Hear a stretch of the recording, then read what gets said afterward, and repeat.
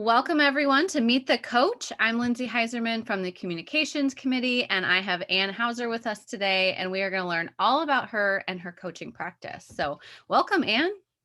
Thank you, Lindsay. So let's just start with the big question. What brought you to coaching? Sure. I feel very fortunate that while I was at Medtronic as an HR leader, I saw several of my friends participate in a coach training program.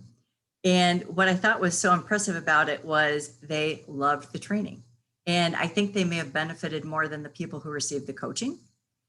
So I asked if I could be considered for the program. And I was in like the third group of internal coaches who are trained to coach high potential employees. And as I thought about the kind of work I like to do and the settings I like to work in, basically one-on-one, helping people kind of grow and develop and improve their leadership skills, I decided to go out on my own and be an executive coach. That's so great. So tell us about your coaching practice, what you took from that experience at Medtronic, and then how you work with people now. Sure. I'd say the predominant group that I typically work with are often high potential leaders, I might say probably mid-career, who are often either wanting to move to the next level or have recently been promoted to the next level, who want to lead at a different level, lead more effectively. I have one client who's a patent attorney who is now managing people. Wasn't in his wheelhouse. He's doing great. He loves it, but probably hadn't thought about that necessarily as being part of his career path. And so it's been really fun seeing people like him really light up as they're able to grow and maximize their skill set. Mm-hmm.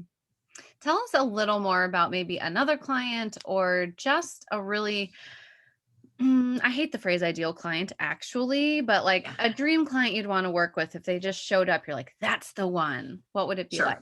Sure. I probably love working with humble clients, and I have a number of them where ego is not in the way. So they're open to the learning and the growing. And I've worked with a couple of women who are R&D leaders. And so it's really fun. They're engineers or scientists, and they've got really big technical jobs. And in the midst of the pandemic, they've had some really interesting leadership challenges.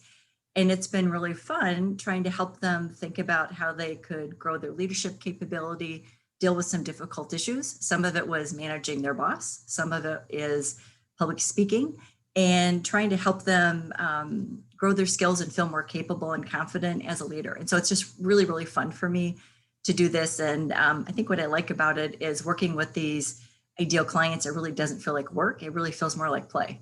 Mm-hmm. I find that phrase interesting, right? Like if you do how does the phrase go? If you do what you love, you never work a day in your life, which I think is very false, right? Like you are obviously working, but it's this flow state that I think you can get into with those clients that align so great with you is like, it feels so natural. Your skill set as a coach comes out, they're receptive to the coaching, and it just works really great together. So that leads to the next question, which is actually my favorite question. What do you personally love about your coaching work? I love seeing the shift in people. So let's go back to the patent attorney. When we worked together for a while, he was argumentative a bit about coaching and trying anything new, pretty cynical about the whole thing, thinking that he'd never get a fair shot. He was being asked to do something he hadn't been yet paid for. And so he was kind of an unhappy camper. And something switched in him. I think it was after we did some stakeholder feedback. And when I shared people's perceptions of him and what a wonderful person he was, his great contributions, how people wanted to be there to support him, and whatever revelations he had himself internally, it just felt like a switch went off and he just showed up as a different person. And so seeing, and I don't mean like a completely different person, but more of himself. And maybe he was kind of holding himself back based on these perceptions he had of how people might have seen him when he learned it was different. He seemed to really like lighten up. His whole world lightened up.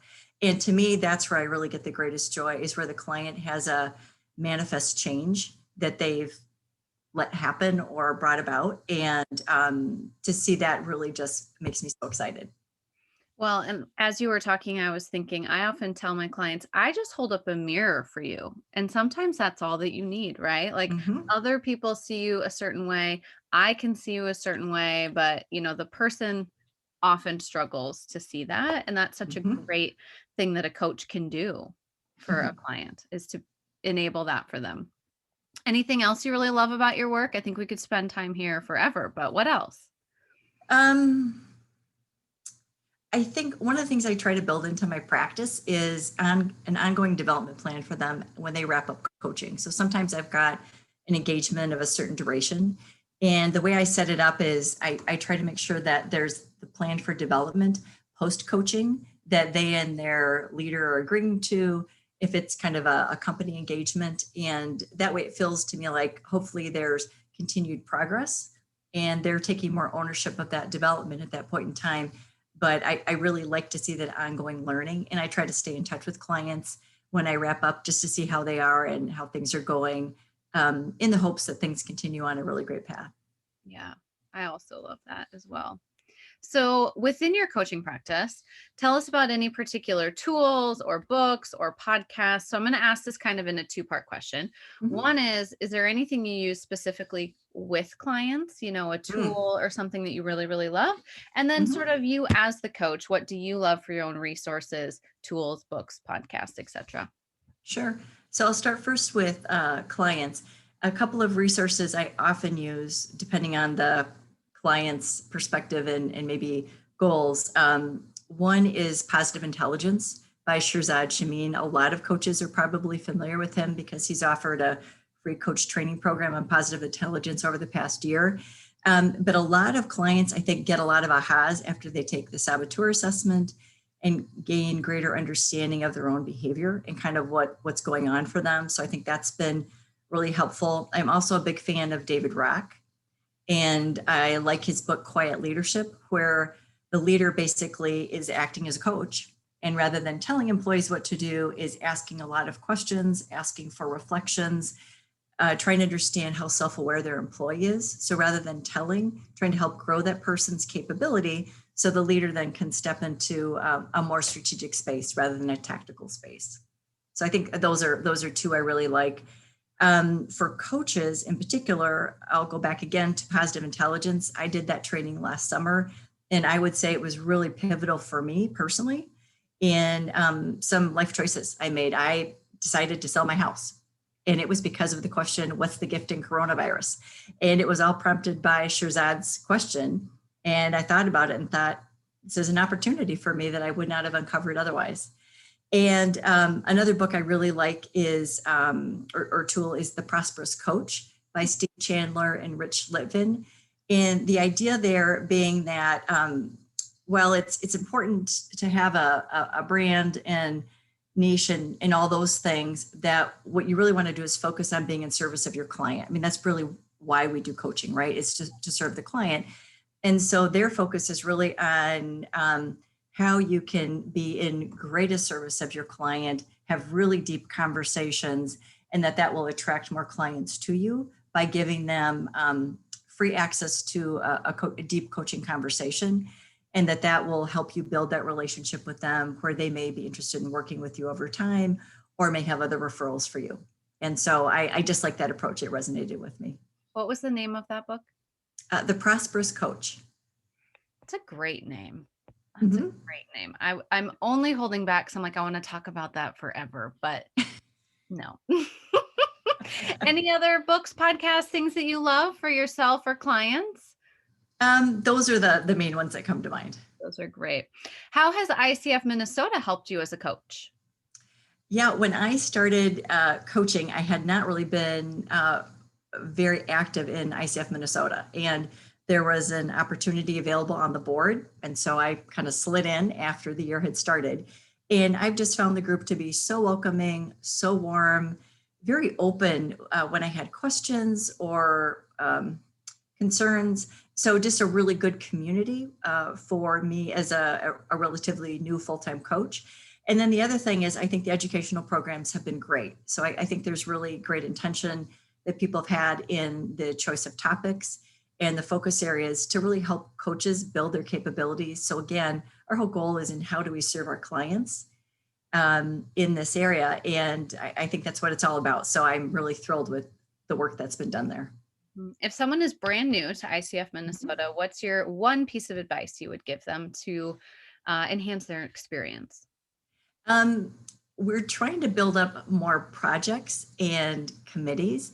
And I would say if there's an area of interest, to make sure to reach out to us on the board. And I think you can like email me at, ICF President-elect or at annhauser@annhauserconsulting.com, and let us know if you're interested in doing that, because we'd love to have more of the members involved.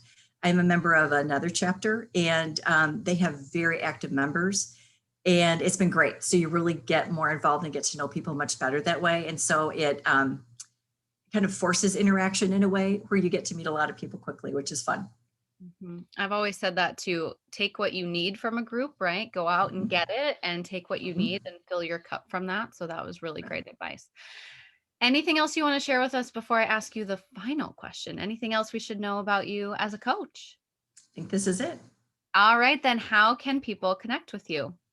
Sure. I'm on LinkedIn under Ann Hauser, and I have a website, annhauserconsulting.com, and you can email me at annhauser@annhauserconsulting.com. Well, that all sounds pretty easy to keep track of.